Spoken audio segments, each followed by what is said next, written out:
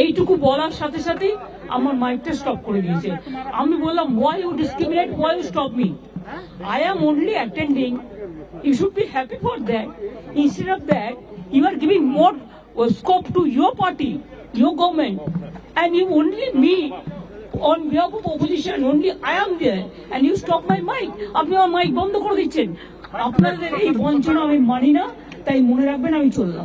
டெல்லியிலே நடைபெறுகிற பிரதமர் தலைமையிலான நிதி ஆயோக் கூட்டத்தில் பங்கெடுத்திருக்க வேண்டிய நான் ஒன்றிய பாஜக அரசோட மாற்றாந்தாய் மனப்பான்மை கொண்ட நிதிநிலை அறிக்கையால நீதி கேட்டு மக்கள் மன்றமான உங்க முன்னாடி பேச வேண்டிய கட்டாயத்துக்கு ஆளாக்கப்பட்டிருக்கேன். ஒரு நல்ல அரசுன்றது வாக்களிச்ச மக்களுக்கு மட்டும் இல்ல, வாக்களிக்க மறந்த மக்களுக்கும் சேர்ந்து பாடுபடணும். இப்படிதான் தமிழ்நாடு அரசு பணியாற்றிட்டு இருக்கு. ஏன் மோடி தலைமையிலான பாஜக அரசு வர்றதுக்கு முன்னாடி இருந்த எல்லா ஒன்றிய அரசுகளும் கூட அப்படித்தான் இருந்தது. ஆனா இந்த பெருந்தன்மை ஒன்றிய பாஜக அரசு கிட்ட இல்லை. இவங்க மட்டும்தான் அரசியல் நோக்கத்தோட அரசு நடத்துறாங்க.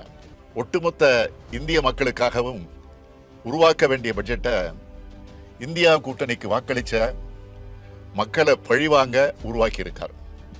இது இந்திய அரசியலமைப்பு சட்டத்தின்பால் அவர் ஏற்றுக்கொண்ட பதவி பிரமாணத்துக்கு முரணானது.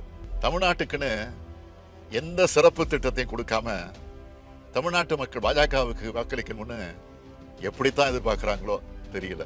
தங்களோட சறுக்களுக்கு என்ன காரணம்னு உணர்ந்து பாஜக திரும்பி இருக்கணும்னு நினைச்சேன். ஆனா ஏமாற்றம் தான் மிஞ்சி இருக்கு. பட்ஜெட்டுக்கு 2 நாளைக்கு முன்னாடி கூட நம்மளோட தமிழ்நாட்டு தேவைகள் என்னன்னு சோசியல் மீடியா மூலமாகவே ஒன்றிய ஆட்சியாளர்களுக்கு தெரியப்படுத்தினேன். ஆனா அதுல இருந்து ஒன்ன கூட நிதியமைச்சர் அறிவிக்கல. அவ்வளவு ஏன் தமிழ்நாடு என்ற சொல்லே பட்ஜெட்ல இல்ல. இவ்வளவு ஆண்டுகளா சும்மா ஒப்புக்காவது ஒரு திருக்குறளை சொல்லி பட்ஜெட்டை வாசிப்பாங்க. இந்த முறை திருவள்ளுவரும் கசந்து போயிட்டாரு போல. ஒன்றிய அரசுக்கு தமிழ்நாட்டு மக்களின் குரலா, ஏன் இந்திய நாட்டு மக்களின் குரலா ஒன்னு சொல்றேன். மேலும் மேலும் தவறு செய்றீங்க, மேலும் மேலும் தோல்விகளை சந்திப்பீங்க. இந்திய நாடாளுமன்றத்தோட இரு அவைகளும் கொந்தளிக்கிற மாதிரி இந்திய மக்களோட மனங்களும் கொந்தளிப்புல இருக்கு.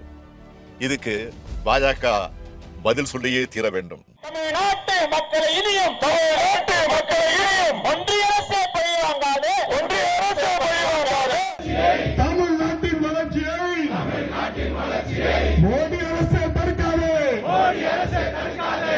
வரி என்றால் இனிக்குது, வரி என்றால் இனிக்குது, வரி என்றால் இனிக்குது, வரி என்றால் இனிக்குது.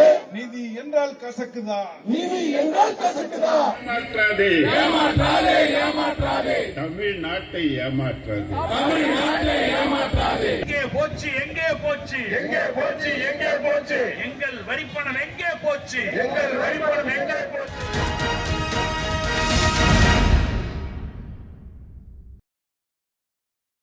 இந்த ஆண்டின் பட்ஜெட் கூட்டத்தொடரை தொடர்ந்து வந்த நிதி ஆயோக் கூட்டத்தில் பங்கேற்க போவதில்லை என்று இந்தியா கூட்டணி கட்சியில் இருக்கக்கூடிய முதலமைச்சர்கள் அறிவித்திருந்தார்கள்.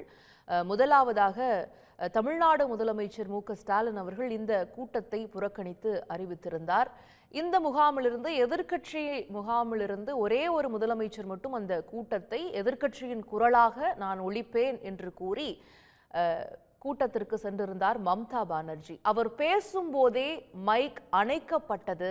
இந்த செயலுக்கு கண்டனம் தெரிவித்தும் எதிர்க்கட்சிகளின் குரலை கேட்பதற்கு எப்பொழுதும் போல ஒன்றிய அரசு தயாராக இல்லை என்பதை வெளிப்படுத்தும் வகையிலும் அந்த கூட்டத்திலிருந்து வெளிநடப்பு செய்தார் மம்தா பானர்ஜி.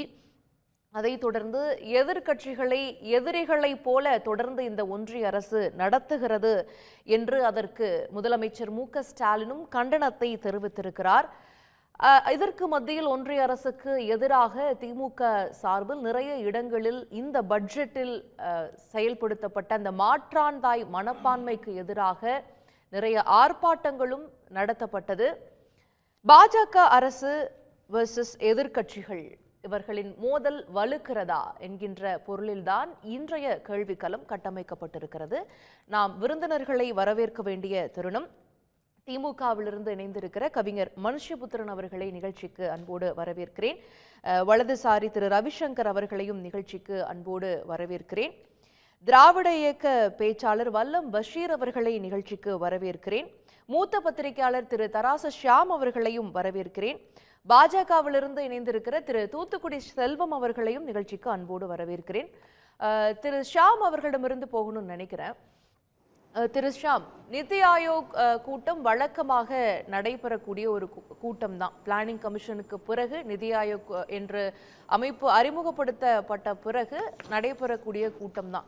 இந்த எதிர்ப்பு என்பது பட்ஜெட்டில் எதிர்க்கட்சிகள் ஆளக்கூடிய மாநிலங்களுக்கு நிதி ஒழுங்காக முறையிடப்படவில்லை, ஒதுக்கீடு செய்யப்படவில்லை என்பதை எதிர்காட்டுவதாக இருக்கிறதா, இல்லை நிதி ஆயோக்கே வேண்டாம் என்பதை வெளிப்படுத்துவதாக இருக்கிறதா?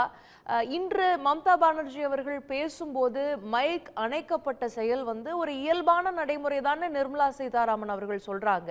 இந்த நேர ஒதுக்கீட்டை குறிப்பிட வகையில அந்த மைக் அந்த ஒரு ஒளி சமிகை கொடுக்கப்பட்டது அப்படிங்கிறத சொல்றாங்க.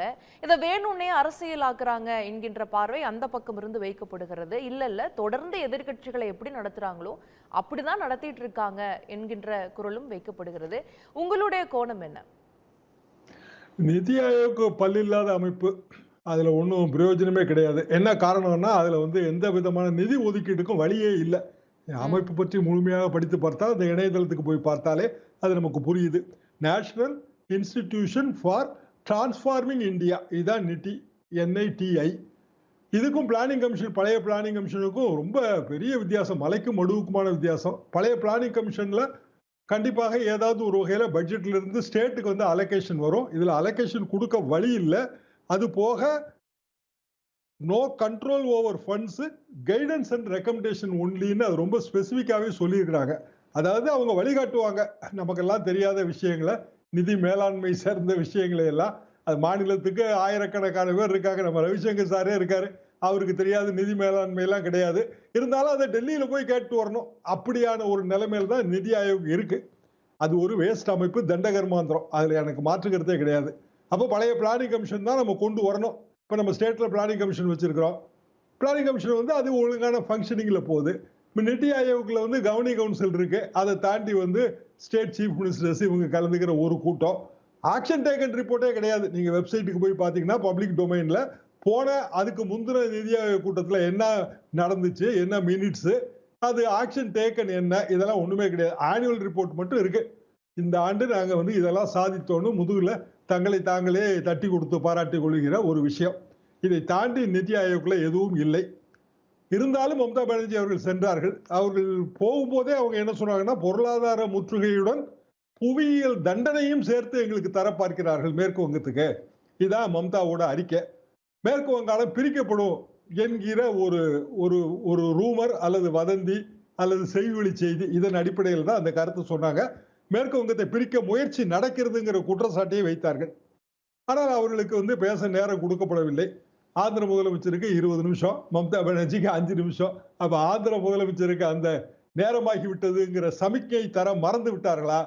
அது நமக்கு தெரியல. ஏன் நிர்மலா சீதாராமன் என்ன சொல்றாங்கன்னா, அது ஒரு ஃபார்மாலிட்டிக்கு அந்த சமிக்கையை தருவோம், மத்த முதலமைச்சர்கள் பேசின மாதிரி அவங்க பாட்டுக்கு பேசி இருக்க வேண்டியதுதானே, அவங்க ஏன் நிறுத்தினாங்க, வெளியில ஏன் இப்படி அரசியல் பண்றாங்க அப்படின்றாங்க. நியாயமா பார்த்தாங்க, எதிர்கட்சி வரிசையிலிருந்து யாரும் போகல. அப்ப அவ்வளவு நேரத்தையும் சேர்த்துல அவங்களுக்கு கொடுக்கணும். 5 நிமிஷம்னு வச்சாலோ 10 நிமிஷம்னு வச்சாலோ ஒரு 6 இல்லைன்னா 7 எதிர்கட்சி வரிசை சீஃப் மினிஸ்டர் போலேன்னா அவங்களை 1 மணி நேரம் பேச விட்டுருக்கணும் நியாயமா பார்த்தா. ஆனா நாங்க சமிக்கை கொடுத்தா அதை பெல் அடிச்சோம், அதுக்கு மேலே நீங்க பேசலாம் அப்படின்னு பட்டிமன்ற நடுவர் சாலமன் பாப்பையா இப்படி சொன்னா எப்படி இருக்குமோ அப்படி இருக்கு இல்லையா?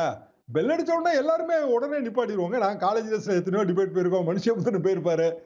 பெல் அடிப்பாங்க, 7 நிமிஷம் டைம் கொடுப்பாங்க, 6வது நிமிஷம் பெல் அடிப்பாங்க. அது அடுத்த 1 நிமிஷத்துக்குள்ள நம்ம சம்மப் பண்ணி முடிச்சிருவோம். அதுக்கு மேல பேசினா நமக்கு மார்க்கே போயிடும், நம்ம பரிசை இழந்துட வேண்டியதுதான். அப்போ இயல்பான சமிக்கைங்கிறது அதுதான். ஆனா ஏன் ஆந்திராவுக்கு முக்கியத்துவம்? அது கூட்டணி கட்சி, அதன் தயவுல தான் மோடி அரசு நடக்குதுன்னா எனக்கு அந்த இடத்துல ஒரு பெரிய சந்தேகம் இருக்கு. அந்த சந்தேகத்துக்கு எது வந்து அதிகமாக வலு சேர்க்கிறதுனா, ஒரு 2-3 தினங்களுக்கு முன்பு மும்பையில் வெளியிடப்பட்ட ஒரு அறிக்கை. அந்த அறிக்கையோட காப்பி வந்து இணையத்தில் அவைலபிளா இருக்குங்க. அந்த அறிக்கையை கொடுத்தது யாரு அப்படின்னா, அவங்க வந்து ஒரு அமைப்பு.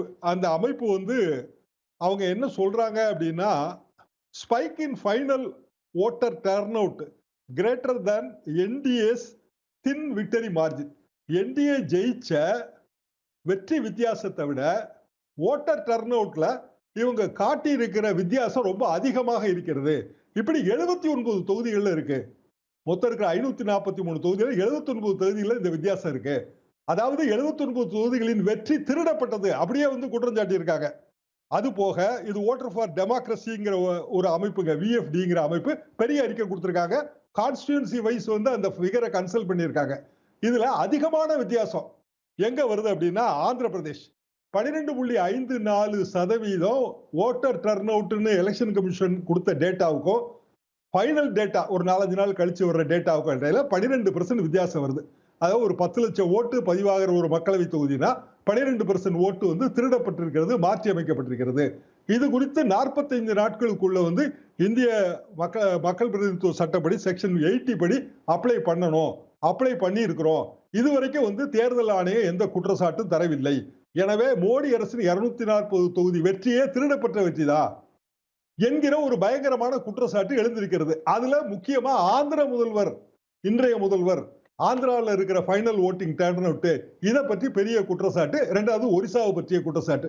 மற்ற மாநிலங்கள்ல 3% 2% தான் டிஃபரன்ஸ் வருது, இங்க 10% மேல டிஃபரன்ஸ் வருது. அப்போ ஆந்திர முதல்வரை பார்த்து மோடி ஏன் பயப்படுகிறார் என்பதற்கு இது ஒரு சூசகமான குறியீடோன்னு எனக்கு ஒரு சந்தேகம் இருக்கு. ஓகே, ஓட்டர் டர்ன் அவுட் கூட இந்த ஒதுக்கீட்டுக்கு ஒரு முக்கியமான அழுத்த காரணியா மாறி மோடி இவ்வளவு பயப்படுற ஆள் இல்லையே. மோடி வந்து இவ்வளவு பயப்படுற ஆள் இல்லையே. உடனடியாக ஆந்திரால ஒன்றும் தேர்தல் வரப்போறது இல்ல.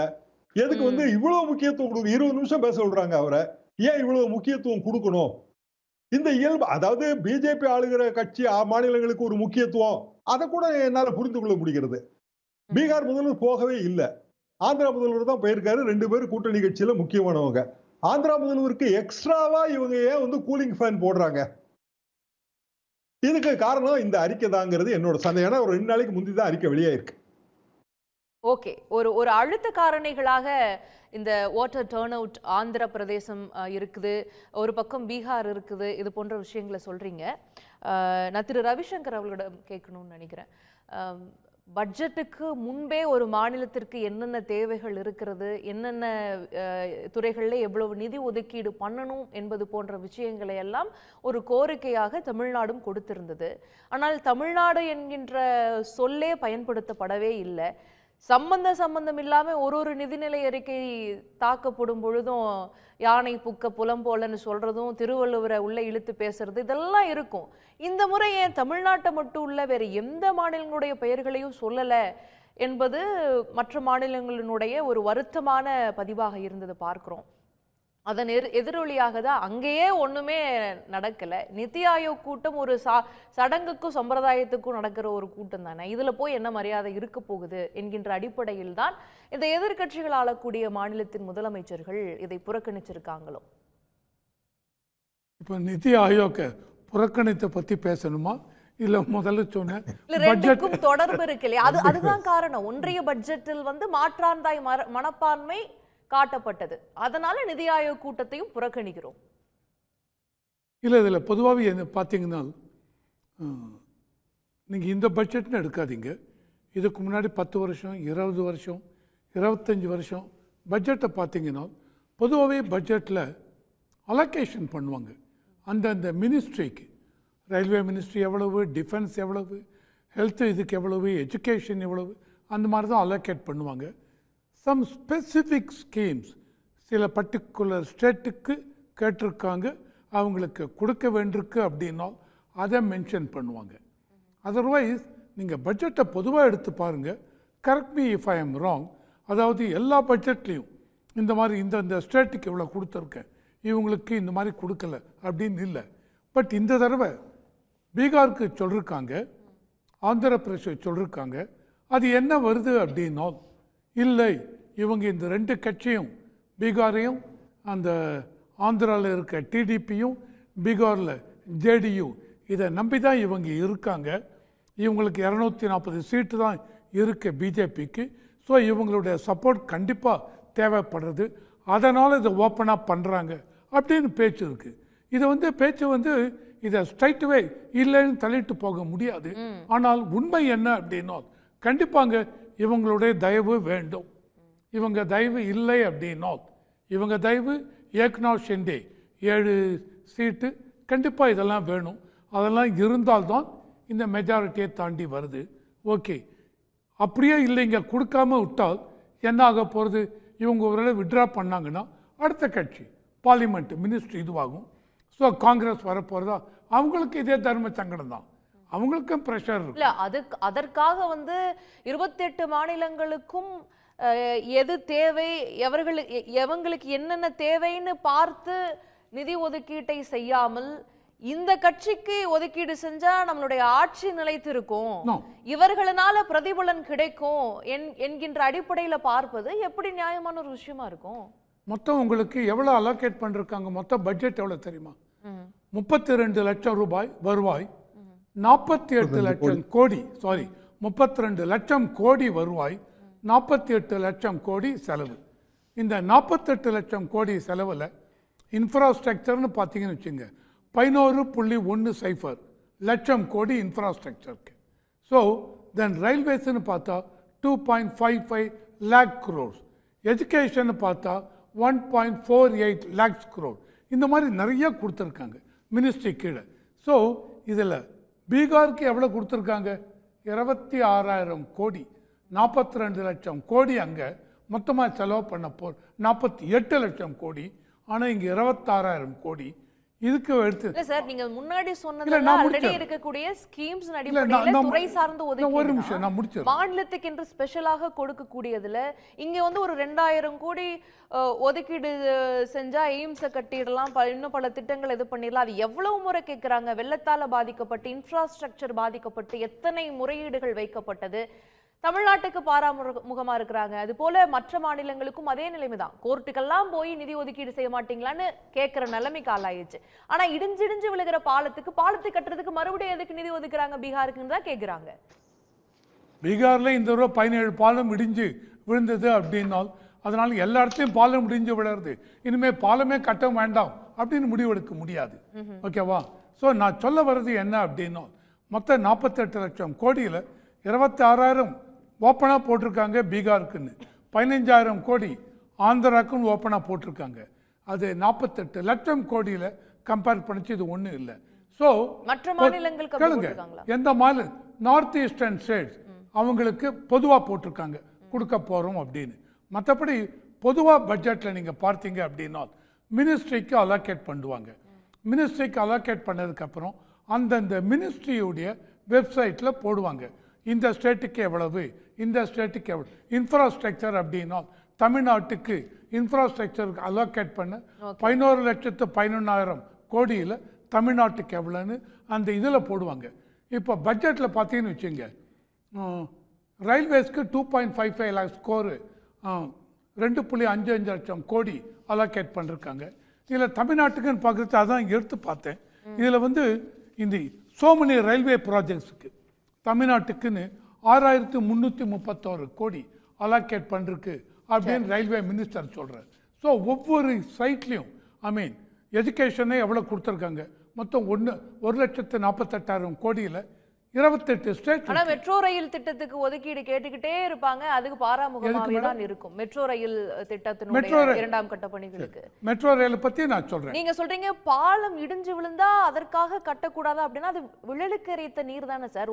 ஒரு வேலையை சரியாவே செய்யல, பணத்தை மட்டும் வாங்கிக்கிட்டே இருப்பாங்க. இல்ல அந்த மாதிரி பார்க்க முடியாது.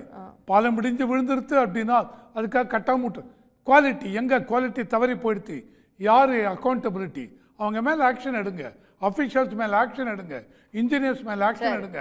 அதுக்காக நான் பிரிட்ஜே கட்ட மாட்டேன், இடிஞ்சு விழறது சொல்ல முடியும். பரவாயில்ல, பிரிட்ஜ் கட்டிட்டு போகட்டும்னு 25,000 கோடி கொடுத்தாச்சு.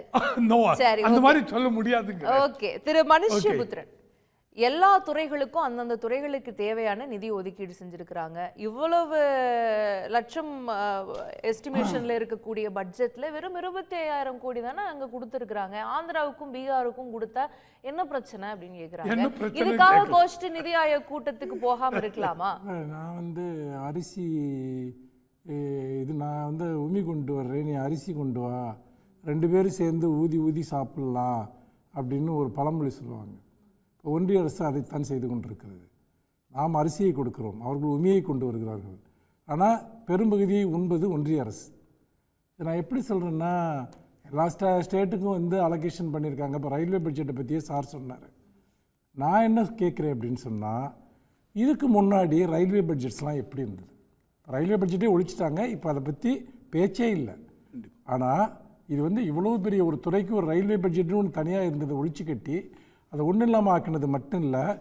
பொதுவாக உங்களுக்கு நல்லா தெரியும், ஒரு பட்ஜெட் வர்றப்போ இந்த வழித்தடத்துலேருந்து இந்த வழித்தடத்துக்கு இந்த ஸ்கீமுக்கு ஒதுக்குறோம், இங்கே புதிய ரயில் பாதை அமைக்கிறோம், இங்கே புதிய ரயில்கள் வாங்குகிறோம், ஸ்பெசிஃபிக்காக குறிப்பிட்டு இந்த திட்டங்களுக்காக இந்த ஒதுக்கீட்டை செய்வோங்கிறது தான் நடைமுறை. ஒரு வரியை காட்ட சொல்லுங்கள், அப்படி தமிழ்நாட்டில் வந்து இந்தந்த ஸ்கீமுக்காக இந்தந்த வழித்தடங்களுக்காக இதை நாங்கள் பண்ணுறோன்ட்டு. இதுக்கு முன்னாடி அறிவிக்கப்பட்ட எந்த நிதியுமே வரல தமிழ்நாட்டுக்கு. இது ஒரு அடிப்படை. ரெண்டாவது, நான் சொன்ன உதாரணத்துக்கே வர்றேன். இப்போ ஒன்றிய அரசும் மாநில அரசும் சேர்ந்து ஒரு ப்ராஜெக்டை அறிவிக்கிறாங்க.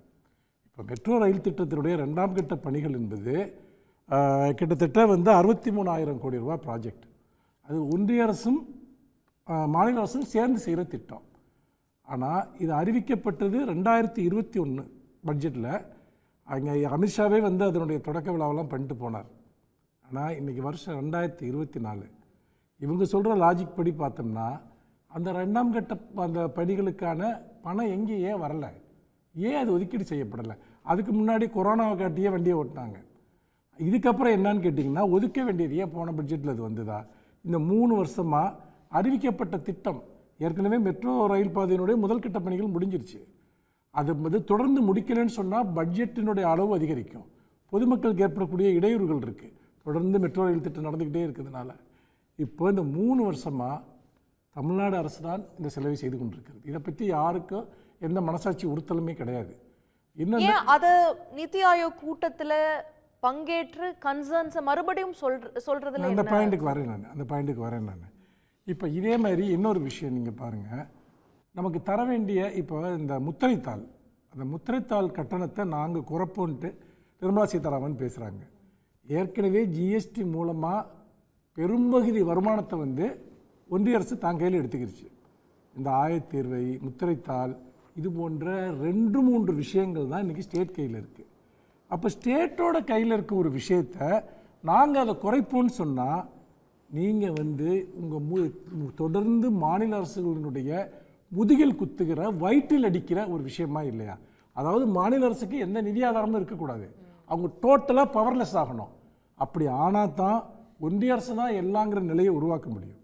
இதில் இன்னொரு பெரிய நீங்கள் சொல்ல வர்றது என்னன்னா, ஒரு குவிட் ப்ரோகோ மாதிரி, சம்திங் ஃபார் சம்திங். நீங்கள் என்ன வாக்களித்து தேர்ந்தெடுத்து எம்பிஸை கொடுத்தா இந்த ஸ்டேட்ஸுக்கு இதுவெல்லாம் கிடைக்கும், இல்லைன்னா அந்த ஸ்டேட்ஸுக்கு நிதி ஆதாரம் வழங்கப்படாது. இல்லை கான்ஸ்டிடியூஷனலி உங்களுக்கு வந்து நிதி ஆதாரத்திற்கான வழிமுறைகள் இருந்தால் அதையே நாங்கள் மாற்றுவோம் என்பது போல ஒரு அழுத்தத்தை ஏற்படுத்துது. நான் அந்த பாயிண்ட்டுக்கு தான் வர்றேன். இப்போது இன்னொரு விஷயம் பாருங்கள், அனைவருக்குமான கல்வி திட்டம். இந்த அனைவருக்குமான கல்வி திட்டத்தில் வழக்கமாக தமிழ்நாடு அரசிற்கு கொடுக்க வேண்டிய நிதி ஒதுக்கீடு அதை கூட கொடுக்காம நிறுத்தி வச்சுருக்காங்க. ஏன்னா புதிய கல்விக் கொள்கையில் இதிலெல்லாம் நீங்கள் கையெழுத்து போட்டால் தான் உங்களுக்கு அதை அலோவ் பண்ணுவோன்னு. பச்சையான கேவலமான ஒரு பிளாக்மெயில் அரசு. தமிழ்நாட்டுக்கு கொடுக்க வேண்டிய கொடுக்கணும்னா நீ இதில் கையெழுத்து போடு இந்த இடத்துல, அப்போ தான் கொடுப்பேன். என்னங்க நடக்குதுங்க? இது சென்ட்ரலி ஸ்பான்சர்ட் ஸ்கீமுக்கு இந்த மாதிரியான ஆமாம். அதாவது அது வந்து ஒவ்வொரு வருடமும் இந்த அனைவருக்குமான கல்வி திட்டத்தில் சென்ட்ரல் கவர்மெண்டோட கான்ட்ரிபியூஷன் இருக்குது. ஆனால் நான் சொல்கிற திட்டத்தில் நீ கையெழுத்து போட்டால் தான் உனக்கு காசு கொடுப்பேன். பச்சை அயோக்கியத்தனம் இல்லையா அது? சரி, இப்போ நீங்கள் கேட்ட கேள்விக்கு நான் வர்றேன். அதாவது இதை தொடர்ந்து நம்ம நிதி ஆயோக்கில் கலந்துக்கிட்டு இதை ஏன் கேட்கக்கூடாது அப்படின்னா, ஏற்கனவே ஜிஎஸ்டி கவுன்சில் கூட்டங்கள் எப்படி நடக்குதுங்கிறது ஊரறிந்த ரகசியம். எல்லாம் வந்து பெரும்பாலும் பாஜக ஆளக்கூடிய மாநிலத்தினுடைய அமைச்சர்களோ அல்லது அதிகாரிகளோ இருப்பாங்க. அவசரமாக தீர்மானங்கள் வாசிக்கப்படும்.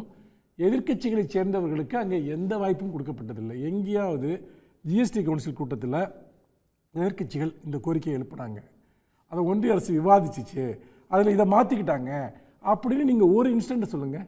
பிடிஆர் இதை பற்றி பல முறை வந்து பார்த்திங்கன்னா ஊடகங்களில் பேசுவாங்க. அதாவது ஜிஎஸ்டி கவுன்சில் கூட்டம்ங்கிறது ஒரு ஏமாத்து வேலைன்னு. அதே மாதிரி தான் இந்த நிதி ஆயோக். நீங்கள் திட்டக்குழுவை கலைத்து விட்டு எந்த அதிகாரம், ஷியாம் சொன்ன மாதிரி எந்த அதிகாரம் இல்லாத ஒரு அமைப்பை, ஒரு கைடன்ஸ் மட்டுமே கொடுக்கக்கூடிய ஒரு அமைப்பை, கைடன்ஸ்க்கு எந்த விதமான எக்ஸிக்யூட்டிவ் பவரும் கிடையாது, அவங்க கேட்கலாம் கேட்காமையும் போகலாம், இதை எல்லாத்தையும் அவங்க பண்ணுறாங்க. அப்போது அடிப்படையில் நான் என்ன கேட்குறேன்னா, இப்போ நீங்களே குறிப்பிட்டீங்க, எல்லாத்தையும் விடுங்க, வெள்ள நிவாரணம் தமிழ்நாட்டில் 2 ஒரு மாபெரும் பேரிடர்களை நம்ம சந்தித்தோம். கிட்டத்தட்ட 37,000 கோடி ரூபாய் நம்ம கோரிக்கை வச்சோம். அதில் ஒரு பாதியாவது, ஒரு கால்வாசியாவது தமிழர்களை அவமானப்படுத்துகிற விதமாக வெறும் 276 கோடி ரூபாயை அலாட் பண்ணுறாங்க. ஆனால் இதே மற்ற மாநிலங்கள், ஒரிசா, இன்னும் சில ஸ்டேட்டு, அவங்களுக்கு வெள்ளம் வந்தால் அவர்களுக்கு நிவாரணம் கொடுப்பதற்காக அவர்கள் எவ்வளோ 10,000 கோடி ரூபாயை அட்வான்ஸாக வந்து அலாட் பண்ணுறாங்க. அதில் தமிழ்நாட்டோட பேர் கிடையாது. அப்போ நான் என்ன கேட்குறேன்னா, தமிழ்நாடுங்கிற பேரே இல்லைன்னு நாங்கள் சொல்கிறது, இவங்க சொல்லி ஒன்றும் தமிழ்நாடு வாழணும்னு அவசியம் இல்லை. நாங்கள் சொல்கிறது ஸ்கீம்ஸ், ஒதுக்கீடுகள், திட்டங்கள். அப்போது இப்போ ஒரு அடிப்படையாக நீங்கள் ஒரு விஷயம் சொன்னீங்க, இந்த சில மாநிலங்களுக்கு கொடுக்கப்படுறது எதுக்குன்னா, இதுக்கு முன்னாடி பாஜக என்ன செஞ்சுட்டு இருந்தது தெரியுமா? அதாவது எதிர்க்கட்சி எம்பிக்களை பணம் கொடுத்து வாங்குவாங்க, அல்லது வந்து குதிரை பேரம் நடத்துவாங்க. ஆனால் மாநில அரசுகளோடையே குதிரை பேரம் நடத்துகிற ஒரு சூழலை இன்றைக்கி அவங்க வளர்ந்துருக்காங்க. பாஜக நாட்டில் வளருது அப்படின்னு சொன்னால் இந்த விஷயத்தில் தான் வளருது. அதாவது இதுக்கு முன்னாடி எம்பிக்கள் எம்எல்ஏக்களை தங்களுக்கு ஆதரவாக மாற்றுறதுக்காக பணம் கொடுத்துக்கிட்டு இருந்தாங்க. இப்போது அந்த குதிரை பேரத்தை அவர்களுக்கு ஆதரவான மாநில அரசுகளுக்கே ஷிஃப்ட் பண்ணியிருக்காங்க. அப்படி பார்க்குற போது இந்த அரசு உண்மையிலேயே ஒரு கோழைத்தனமான அரசு. ஏன் மம்தா பானர்ஜி பேசிகிட்டு இருக்கையில் 5 நிமிஷத்துக்கு ஏன் நீங்கள் மைக் ஆஃப் பண்ணுறீங்க? எதுக்காக? நிர்மலா சீதாராமன் வழக்கமாக அவங்க எவ்வளோ பொய் சொல்லுவாங்கிறது ஊரறிஞ்ச விஷயம். பட்ஜெட் உரையில 100 பொய் சொல்லக்கூடியவங்க. அப்போ காங்கிரஸ் பீரியட்ல ஜெயலலிதா அவர்கள் என்டிசி கூட்டத்தில் கலந்து கொண்ட பொழுதும் கூட இதே போல மைக் ஆஃப் செய்யப்பட்டதுங்கிற ஒரு குற்றச்சாட்டு யார் ஆட்சியில் நடந்தாலும் சரி, எந்த கூட்டத்தில் நடந்தாலும் சரி, திமுக பொறுத்த வரைக்கும் ஒரே ஸ்டாண்டு தாங்க. அது ஜெயலலிதாவாக இருக்கலாம், அல்லது இன்றைக்கு ஆளக்கூடிய முதலமைச்சராக இருக்கலாம், நேற்று ஆண்டவர்கள் யாராக இருக்கலாம், மாநில உரிமை சார்ந்த விஷயங்களில் யார் நிற்கிறார்களோ அல்லது மாநில உரிமைகள் சார்ந்து போராடுகிற போது எங்கள் மாநிலத்தைச் சேர்ந்தவர்கள் யார் அவமானப்படுத்தப்பட்டாலும் சரி, நீங்க இந்தியா கூட்டணியில் இருக்கிற மற்ற முதலமைச்சர்கள் எல்லாம் புறக்கணித்த போதும் மம்தா பானர்ஜி அவர்கள் ஏன் போகணும்? அங்க தன்னை தனித்து காட்டிக்கொள்வதற்காக அவங்க போறாங்க. அவங்களுக்கு ஒரு அரசியல் செய்வதற்கான ஒரு வாய்ப்பாக அது அமையும் என்பதற்காக அவங்க அட்டன் பண்றாங்கங்கிற ஒரு பார்வையும் இருக்குல்ல. மற்றவர்கள் புறக்கணித்த போது அவங்க மட்டும் ஏன் போய் அட்டன் பண்றாங்க? வந்து ஒரு விஷயத்தை வந்து 2 விதமா அணுகலாம். இப்போ மாண்புமிகு முதலமைச்சர் அவர்கள் இந்த நிதி ஆயோக் கூட்டம் இப்படித்தான் நடக்கும் என்று அவர் தெளிவாக தெரிந்து அவர் தன்னுடைய ப்ரொட்டஸ்ட்டை பட்ஜெட் வாய்ச்ச உடனே அறிவித்தார், இந்த கூட்டத்தில் பங்கெடுக்க மாட்டோம் அப்படின்ட்டு. இது ஒரு அணுகுமுறை. அவர் சொன்னதை மற்ற பாஜக அல்லாத, பாஜக கூட்டணியில் அல்லாத எல்லா முதலமைச்சர்களும் ஏற்றுக்கொண்டார்கள். மம்தா பானர்ஜி அதுலேருந்து ஒரு ஆல்டர்னேட்டிவ் பார்த்து தேர்ந்தெடுக்கிறாங்க. அங்கே போய் இவங்களை நான் எக்ஸ்போஸ் பண்ணுவேன் அப்படின்ட்டு. ஏன்னா இந்த கூட்டத்தை நேஷனல் மீடியா முழுக்க கவனிக்குது. அப்போ இவர்கள் எப்படி ஒரு கூட்டத்தை நடத்துகிறார்கள், எப்படி எதிர்க்கட்சிகளை இவர்கள் வந்து ஒடுக்குகிறார்கள் என்பதை எக்ஸ்போஸ் பண்ணணும்னு அவங்க நினைக்கிறாங்க. 2னுடைய நோக்கமே ஒண்ணுதான். இன்னைக்கு நாங்க தமிழ்நாடு முழுக்க வெளியே நின்று போராடிட்டு இருக்கோம். தமிழ்நாடு முழுக்க ஆர்ப்பாட்டம் நடந்தது. அவங்க உள்ள போய் போராடுறாங்க. 2 நோக்கமும் ஒண்ணுதான். சரி, கேட்போம். திரு செல்வம், எதிர்க்கட்சிகள் எல்லாம் இந்த கூட்டத்தை புறக்கணிக்கிறாங்க. அப்ப கூட இந்த கன்சர்ன்ஸ், மாநில ரீதியான கோரிக்கைகளை இந்த கூட்டத்தில் ஒரு ஆரோக்கியமான முறையில் நான் போய் எடுத்து சொல்லுவேன். எனக்குன்னு ஒரு சில கோரிக்கைகள் இருக்குது, பிளானிங் கமிஷனை திருப்பி கொண்டுட்டு வரணும், இது போன்ற அழுத்தங்களை கொடுப்பேன் என்று வருகிறார் மம்தா பானர்ஜி. அப்போ அவர்களுக்கு ஒரு ஜனநாயக ரீதியா ஒரு நல்லெண்ண அடிப்படையில் பேச விட்டு தானே பார்த்துருந்துருக்கணும். பேச பேச மைக்கை ஆஃப் பண்றது அப்படிங்கிறது என்ன நாகரிகமான செயல்? சகோதரிக்கு ஒரு பணிவான வேண்டுகோள் என்னன்னா, எல்லாருக்கும் லீடு எடுத்து கொடுத்தீங்க, எனக்கு குறுக்கீடு பண்ணாமல் இருக்கணுங்கிறது ஒரு என்னோட முதல் வேண்டுகோள். ஆனால் இன்னொரு விஷயம் என்னன்னா, நிதி ஆயோக் கூட்டத்தில் மரியாதைக்குரிய மம்தா பானர்ஜி அவர்கள், மேற்கு வங்க முதலமைச்சர் மம்தா பானர்ஜி அவர்கள் கலந்து கொண்டு 5 நிமிடம் 6 நிமிடம் பேசியிருக்காங்க.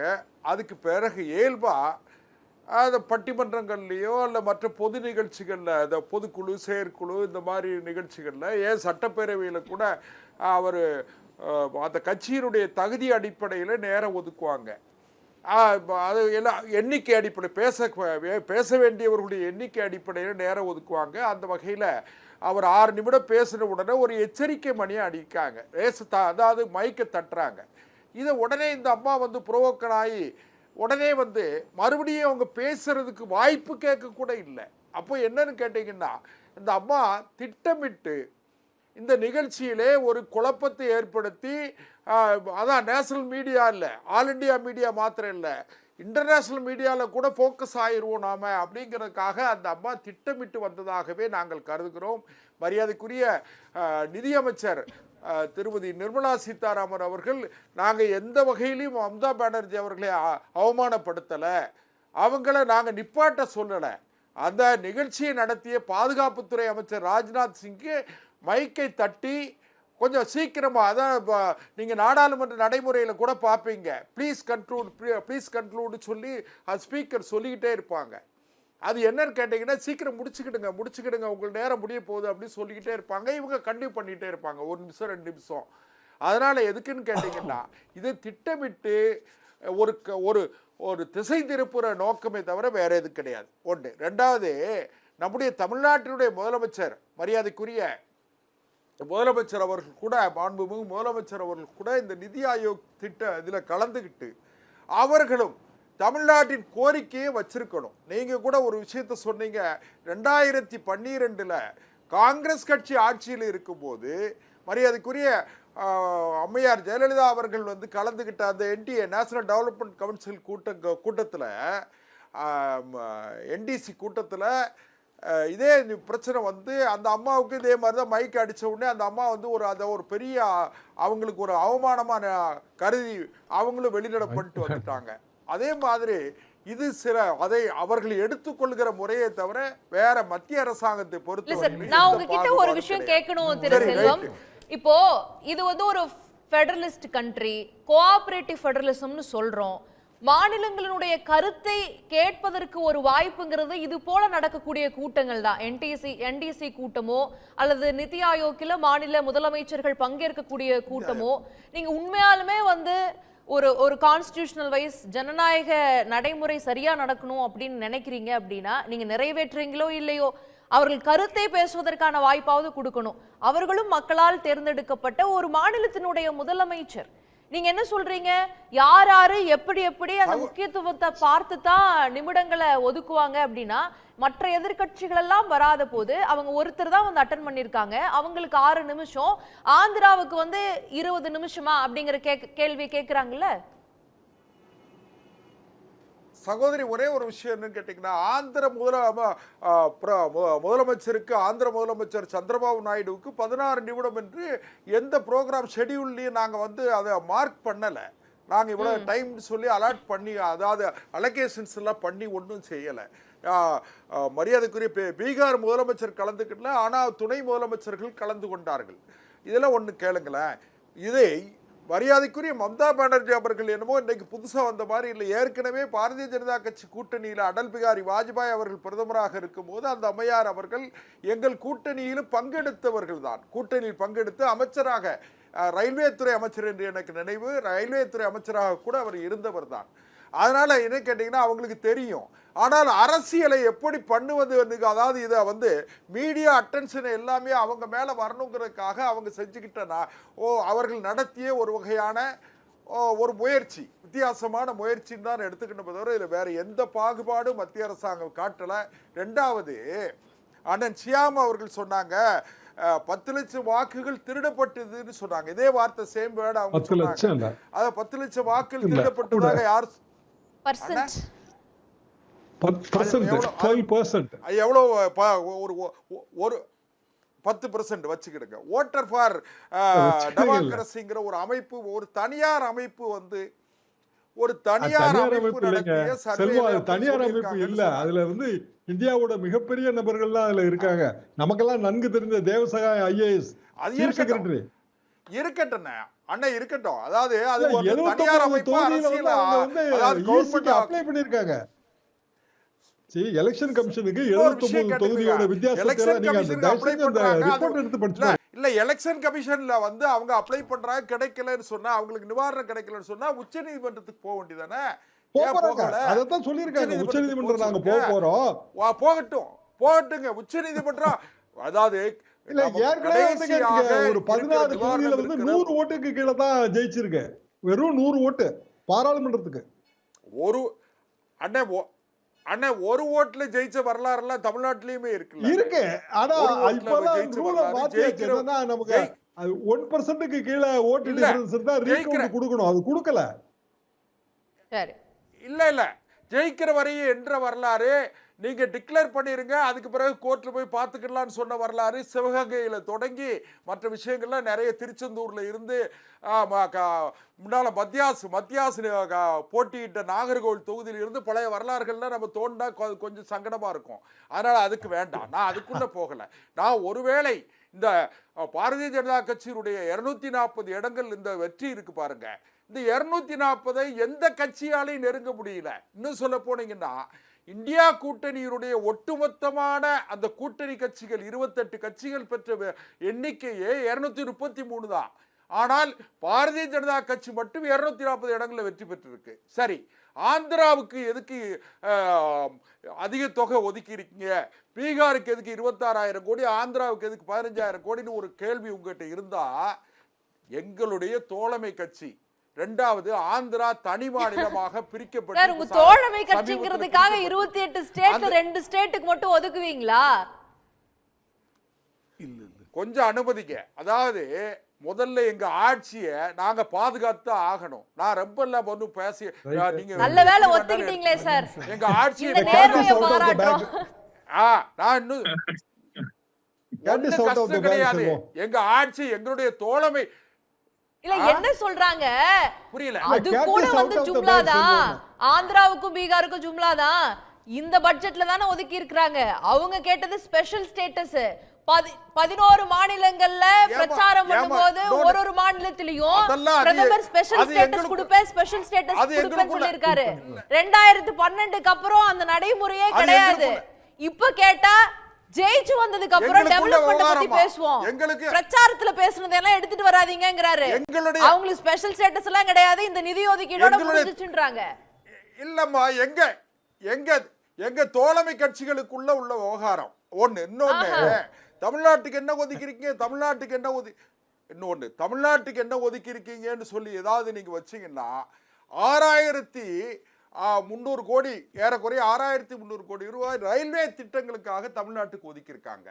நீங்க அதையும் பார்க்கணும். கரீப் கல்யாண் அன்ன யோஜனா திட்டத்தில் 80 கோடி பேருக்கு நாங்கள் வந்து இலவசமாக உணவுப் பொருட்களை நாங்கள் வழங்குவதாக, அதாவது கோதுமை அரிசி வழங்குறதுக்கு இன்னும் 5 ஆண்டுகள். தமிழ்நாடு வரி கட்டுது, பணத்தை ஒன்றிய அரசு வாங்குது, centrally sponsored scheme and other ஸ்கீம்ஸ்க்கு ஒதுக்க வேண்டியது உங்களோட கடமை.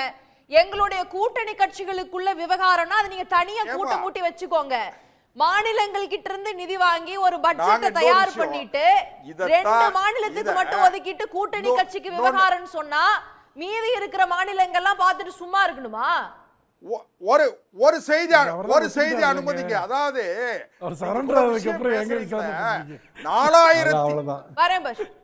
4,625 கோடி ரூபாய் திட்ட மதிப்புல கிளாம்பாக்கத்தில் இருந்து சென்னை விமான நிலையம் வரைக்கும் உள்ள ஒரு திட்டத்துக்கு 2022ல அந்த ப்ராஜெக்டை அப்போ போட்டு பிளானிங், அதாவது எஸ்டிமேட்லாம் போட்டதை இன்னைக்கு வரைக்கும் நம்முடைய தமிழ்நாடு அரசினுடைய நிதித்துறை ஒப்புதல் கொடுக்கல. இப்படியே இருக்கு. நீங்க அதையெல்லாம் மறைச்சிட்டு உங்களுக்கு சாதகமானதை மட்டும் எடுத்துக்கிறீங்க. இன்னொன்னு, இப்போ நீங்க அவசரப்படுறீங்களா, நாடாளுமன்ற பட்ஜெட் செஷன் நடந்துகிட்டு இருக்கு. ஒவ்வொரு துறையினுடைய மானிய கோரிக்கை நடக்கும் போது தமிழ்நாட்டில இருந்து தேர்ந்தெடுக்கப்பட்டிருக்கிற 40 எம்பிக்கள் இருக்காங்க. ஒவ்வொரு துறையின் மீதும் ஒவ்வொரு நாடாளுமன்ற உறுப்பினரும் அதை டிபேட் பண்ணுங்க, விவாதம் பண்ணுங்க. எங்கள் மாநிலத்துக்கு இவ்வளவு உரிமை, எவ்வளவு தொகை வேண்டும்,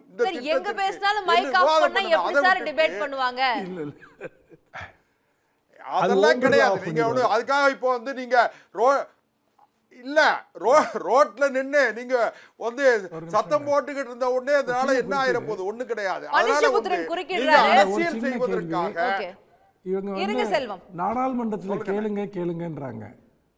எங்களுக்கு போன வாட்டியும் 39 எம்பிக்கள் இருந்தாங்க.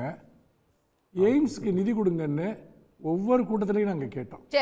என்ன பதில் சொன்னாங்க? அதுக்கு கேட்டாங்களா இல்லையா? இந்த மாதிரி 100 விஷயம் நான் சொல்றேன் எதெல்லாம் கேட்டோன்ட்டு. அப்போ இதே மெட்ரோ ரயில் திட்டத்தை பத்தியும் நாடாளுமன்றத்தில் கேட்டோம். போன வருஷமும் கேட்டோம், அதுக்கு முந்தின வருஷமும் கேட்டோம். எந்த ரெஸ்பான்ஸுமே கிடையாது. திரும்ப போயிட்டு நீங்க கோர்ட்ல போய் கேளு, நாடாளுமன்றத்தில் போய் கேளு, நிதி ஆயோக்ல போய் கேளுன்னா கேட்டுக்கிட்டே தான் இருக்கோம். ஒரு தடவையாவது அதுக்கு முறையா பதில் உங்களுக்கு கேட்டுச்சா? திரு செல்வம் கேட்டுக்கிட்டே தான் இருக்காங்க. அதாவது காதல் கேக்குதா? இல்ல கேட்க வேண்டிய முறையில் கேளுங்கள். இன்னொன்னு போய் பிரதமர் காலில் விழுகணுமா? 1960 கேளுங்க. 1969 என்ன முறை முதல்ல சொல்லுங்க. என்ன முறை முதல்ல சொல்லுங்க. எப்படி முறை? பொறுங்க சார். என்ன முறை வசூல் பண்ணலாம்? கொஞ்சம் பொறுங்க சார். என்னங்க முறை? நாடாளுமன்றத்தில் கேட்டா பதில் சொல்ல மாட்டீங்க, நிதி ஆயோக்ல கேட்டா பதில் சொல்ல மாட்டீங்க, ஜிஎஸ்டி கவுன்சில்ல கேட்டா பதில் சொல்ல மாட்டீங்க. பிரதமரை சந்திச்சு கேட்கணும். பிரதமர் தமிழ்நாட்டுக்கு வரும்போது நீங்க பாக்கீங்கல்ல சார்?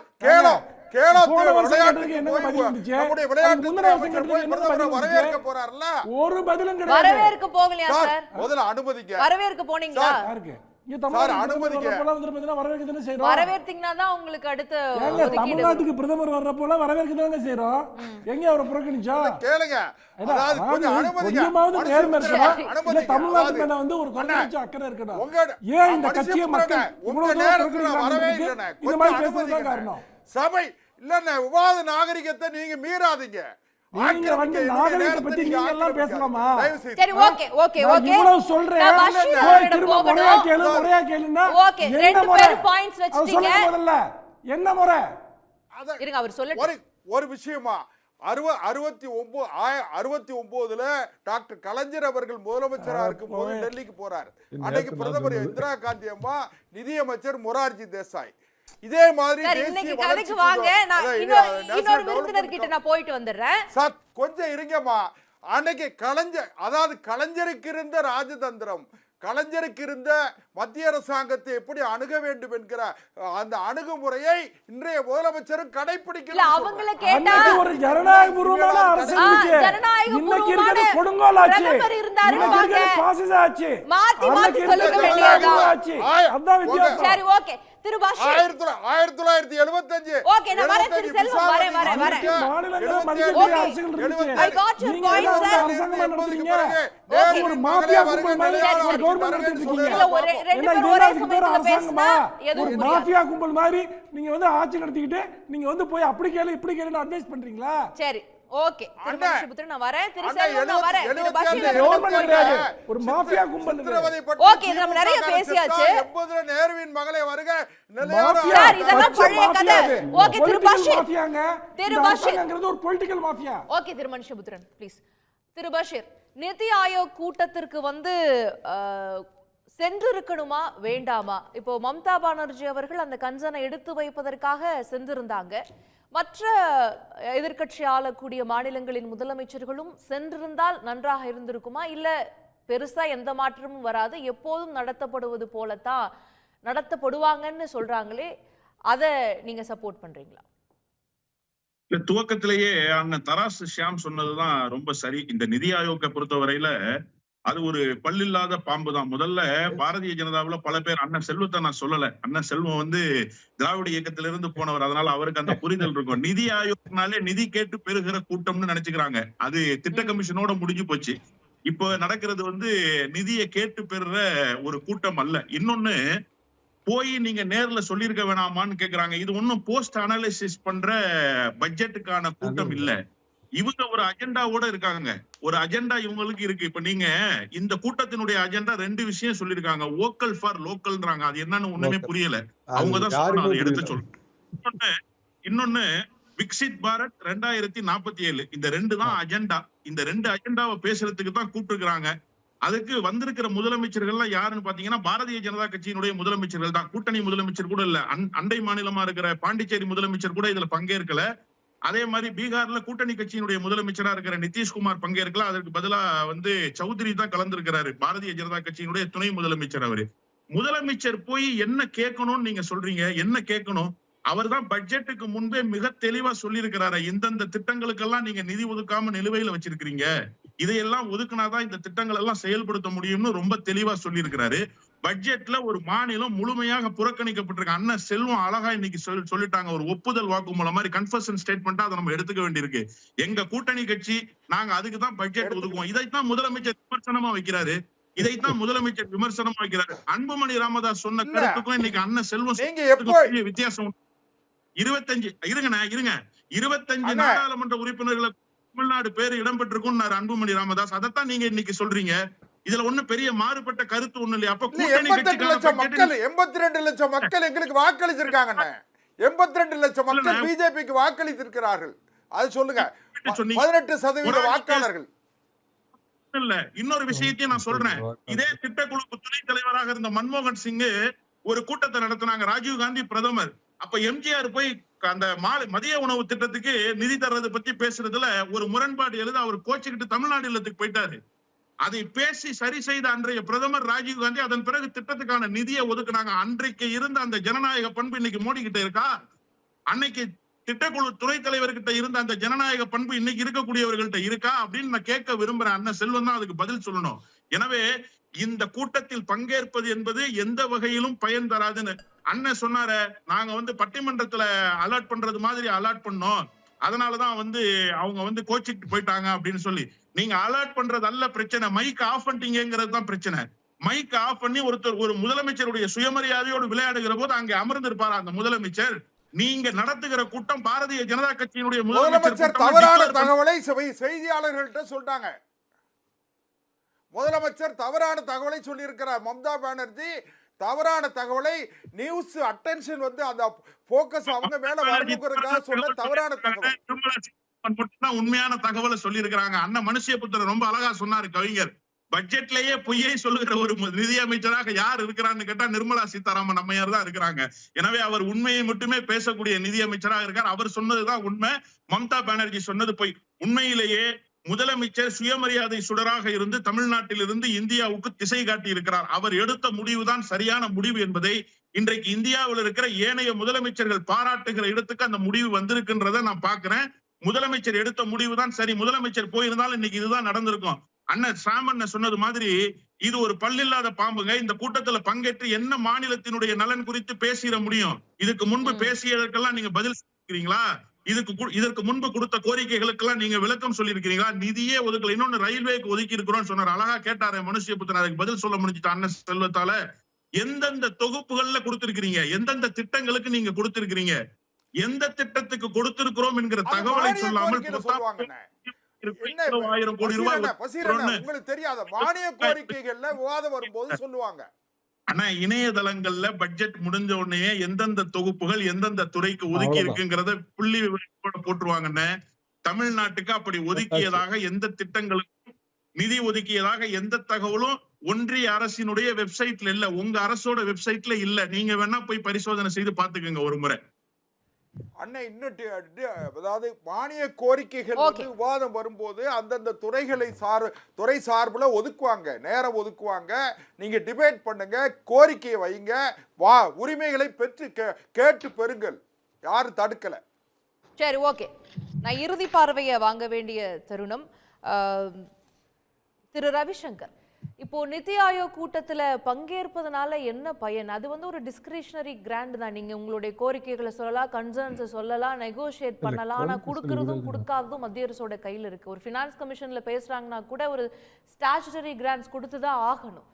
அப்படி இருக்கும் பொழுது இந்த கூட்டத்துல பங்கேற்பதனால என்ன பயன்? பேசுனா கேட்கிறார்களா? முதல்ல அதுல என்ன பயன் இருக்குதுன்னு கேட்கிறாங்க. அதுல நியாயம் இல்லையா? இந்த நிதி ஆயோக்ல ஃபைனான்சியல் கிராண்ட்ஸ் எல்லாம் பற்றி பேசுறது இல்லைங்க. இந்த ஃபைனான்ஷியல் அலோகேஷனே நிதி ஆயோக்கில் வரலைங்க. நிதி ஆயோக்கில் என்ன பண்ணுறாங்க, அதாவது பாலிசி டிசிஷன்ஸ் ஃபியூச்சரில் இன்னிலேருந்து 7 வருஷம், இன்னிலேருந்து 5 வருஷம் மேப்பு, இன்னிலேருந்து 15 இயர்ஸ் மேப்பு இந்த கண்ட்ரிக்கு போட்டு அதில் வந்து என்ன மாதிரி பாலிசியை கொண்டு வரணும், தென் அந்த பாலிசியை கொண்டு வந்ததுக்கப்புறம் என்னென்ன மாதிரி ப்ரோக்ராம்ஸ் இருக்குது, அந்த ப்ரோக்ராம்ஸ் எல்லாம் மானிட்டர் பண்ணணும் அண்ட் மானிட்டர் பண்ணணும். தென் அதனுடைய பீரியாடிக்கல் அசஸ்மெண்ட் இதை தான் பண்ணுறாங்க. இதை தான் நித்தி ஆயோக்கில் பண்ணுறாங்க. மற்றபடி ஃபைனான்ஷியல் அலோகேஷன் அதெல்லாம் பார்த்தீங்கன்னா பட்ஜெட்டில் தான் அங்கே வருது. இந்த மாதிரி பாலிசி டிசிஷன், ஃபியூச்சர் என்ன பண்ணணும், விஷன் என்ன அப்படிலாம் இருக்கும் பொழுது எல்லா ஸ்டேட் சீஃப் மினிஸ்டர்ஸ் கூப்பிடுறாங்க. சிஎம் போகாத இடத்துல டெபுட்டி சிஎம் போகலாம், ஃபைனான்ஸ் மினிஸ்டர் போகலாம். They are participating. அவங்களும் கலந்துட்டு டிஸ்கஸ் பண்ணுறாங்க. அவங்களுடைய எல்லாரோடையும் சேர்த்து தென் பாலிசி ப்ரோக்ராம் அது எப்படி அசஸ் பண்ண போகிறோம், நாட்டினுடைய முன்னேற்றத்துக்கு என்னென்ன மாதிரி கொண்டு வரும் அதை தான் இங்கே பேசுகிறாங்க நித்தி ஆயோகில். ஃபைனான்ஷியல் அலோகேஷன் அதெல்லாம் பட்ஜெட்டு ஃபைனான்ஸ் மினிஸ்ட்ரி கீழே தான். ஓகே, அங்க கலந்து கொண்டு இதையெல்லாம் கருத்துக்களை பரிமாறி ஃபியூச்சர் ரோட் மேப் என்ன அதை பற்றி நம்ம பேசுறது. அதான் திரு மனுஷபுத்திரன் உங்களுடைய இறுதி பார்வை இல்லை, அந்த ஃபியூச்சர் ரோட் மேப்புங்கிறது அரசாங்கம் ஒதுக்குற பட்ஜெட்லேருந்து தான் ஆரம்பிக்குது. ஒரு டெவலப்மெண்ட் இப்போ உதாரணமாக இன்ஃப்ராஸ்ட்ரக்சர்னு எடுத்துக்கோங்க. அப்போ தமிழ்நாட்டில் இந்தந்த இன்ஃப்ராஸ்ட்ரக்சர் டெவலப்மெண்ட்டை நம்ம பண்ண போகிறோம். அப்போ இதுக்காக நாங்கள் இந்த அனௌன்ஸ்மெண்ட்ஸை நாங்கள் பண்ணுறோம் அப்படின்னு ஒன்றிய அரசு சொல்லணும். அப்படி தான் வந்து பீகாருக்கு கொடுக்குறாங்க, ஆந்திராவுக்கு கொடுக்குறாங்க. நீங்கள் தமிழ்நாட்டுடைய ஃபியூச்சருக்கான எந்த ஸ்பெசிஃபிக் அலாட்மெண்ட்டும் இல்லாதப்போ நாங்கள் ஏன் இங்கே போகணும்? நீங்கள் வந்து பார்த்தீங்கன்னா நீங்கள் ஒன்று காமிச்சிங்கன்னா இல்லை இது போதாதுன்னு கேட்கலாம், இல்லை வேறு விதமான ஸ்கீம்ஸை நாங்கள் சொல்லலாம். எங்களுக்கு கொடுத்துருக்கிறது முட்டை சைஃபர். அதைத்தான் நாங்கள் சொல்கிறோம். வந்து தமிழ்நாடு பேர் இல்லைன்னு சொல்கிறது தமிழ்நாடோட பேரை சொல்லணுங்கிறதுக்கு இல்லை, தமிழ்நாட்டுக்கான வளர்ச்சிக்கான ஒன்றிய அரசினுடைய ப்ரொப்போசல் என்ன, ஒன்றுமே இல்லை. அப்போ வழக்கமாக கொடுக்குற நிதி பகிர்வையே தமிழ்நாட்டுக்கு கொடுக்கக்கூடிய பெரிய சலுகை மாதிரி ப்ரொஜெக்ட் பண்ணுறாங்க. எங்கள் ஜிடிபியில் 9.1% நாங்கள் கான்ட்ரிபியூட் பண்ணுறோம், வெறும் 4% எங்களுக்கு திரும்ப கொடுக்குறீங்க. அப்போது எங்களுடைய டெவலப்மெண்ட் ப்ரோக்ராம்ஸ் எல்லாமே ஸ்டாப் ஆகிருக்கு. எங்களால் ஒன்றுமே பண்ண முடியல. நீங்கள் ஜிஎஸ்டி மூலமாக வருவாயின் பெரும்பகுதியை சாப்பிட்றீங்க. நீங்கள் நாங்கள் கேட்குறதெல்லாம் ஒன்று தான். அப்படி நாங்கள் வந்து நிதி ஆயோக் கூட்டத்துக்கு போய் எங்களுடைய எதிர்கால திட்டங்களை பற்றி பேசணும்னா அந்த ரோட் மேப்பை எங்கேயாவது ஒன்றிய அரசு எங்களுக்கு கொடுத்துருக்கான்னு தான் கேட்குறோம். என்ன கொடுத்துருந்தா அதை பற்றி விவாதிக்கலாம். ஒரு சைபரில் இருந்து போய் எப்படி பேசுறது? அதை ஒன்றுமே கிடையாது. நீங்கள் பட்ஜெட்டுங்கிறது என்ன, எதிர்கால திட்டமிடல் டெவலப்மெண்ட் இதன் அடிப்படையில் தான் பட்ஜெட் திட்டப்படுது. எங்களுக்கு ஒன்றுமே கொடுக்கலையே, அலோகேஷனே இல்ல. இதுல ரோட் மேப் பேசுறீங்க, ரோட் மேப்புக்கு என்ன வேலை இருக்குங்க? ஓகே, திரு செல்வம் உங்களுடைய இறுதி பார்வை சுருக்குமா? அதான்மா, எங்களுக்கு எந்த மாநிலத்தின் மீதும் வெறுப்பும் இல்லை, வெறுப்பு பார்வை இல்லை, தனிப்பார்வை இல்லை. அதிலும் குறிப்பாக தமிழ்நாட்டு வாக்காளர் பெருமக்கள் எங்களுக்கு கடந்த காலங்களில் 3% இருந்த பாரதிய ஜனதா கட்சி இன்றைக்கு 11% வாக்குகளை தந்திருக்கிறார்கள். எங்கள் கூட்டணிக்கு 82 லட்சம் வாக்குகளை தந்திருக்கிறார்கள். அதனால நாங்கள் 2026 ஆட்சி அதிகாரத்தை நோக்கி பயணம் பண்ணுகிற நாங்கள் தமிழ்நாட்டை எந்த வகையிலும் வஞ்சிக்க மாட்டோம், புறக்கணிக்க மாட்டோம். எந்த வகையிலும் தமிழ்நாட்டிற்கு அநீதி இழைக்கப்படாது. உரிய நேரத்தில் உரிய திட்டங்களுக்கு எங்களுடைய பாரத பிரதமர் அவர்களும் எங்களுடைய மாநில தலைவர் மரியாதைக்குரிய அண்ணன் அண்ணாமலை அவர்களும்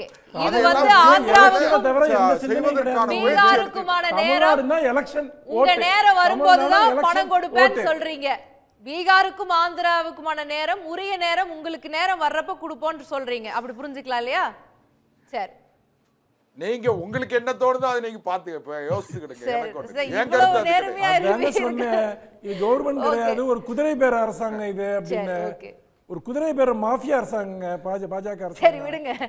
திரு பஷீர் உங்களுடைய இறுதி பார்வை. காங்கிரஸ் காலத்துல சிபுசோரன் வழக்கெல்லாம் யோசிச்சு பாருங்க. நரசிம்ம காலத்தை உங்களுக்கு அரசியல் கிடையாது, சுரண்டக்கூடிய மாஃபியா நீங்க. அண்ணா மாநிலங்களை சுரண்டக்கூடிய